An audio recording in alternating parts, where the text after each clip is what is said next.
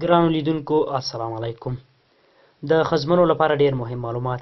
که چېرته مو خپله میاشتنۍ ناروغه ولیده نو لاندې څلور ټکي هرومرو په پام کې ونیسئ.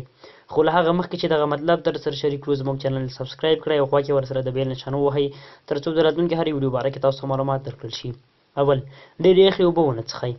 له ګاز لرونکو نوشابې ونه څښئ او د دې ترڅنګ د کوکنډ میوه هم مه خورئ. د ډېرو سړو اوبو څښل په رحم کې د وینې د پاتې کېدو سبب ګرځي او بالاخره د التهاباتو ترڅنګ په اوږد مهال کې د رحم د سرطانونو سبب ګرځي. دویم، د میاشتنۍ ناروغۍ په دوران کې د سر د پوستکي کوچني سوري وازوي، نو په دې دوران کې د سر مینځلو په پار له شامپو کارولو ډډه وکړئ چې د ډېر شدید سردرد سبب ګرځي.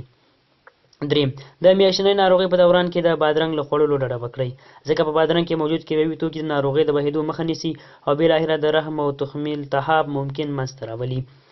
څلورم، د میاشتنۍ ناروغۍ په دوران کې درانه او شاقه کارونه باید ونه کړل شي ځکه د وینې بهونکي هارمونونه په بدن کې په ګړندۍ بڼه په حرکت کې وي او ډېر ژر د شدیدې خونریزۍ سبب ګرځي. ګرانو مینوالو، ویډیو لایک کړئ. تر بیا چې ستاسې درانه حضور ته راځم په الله عزت در مو سپارم. د الله په امان.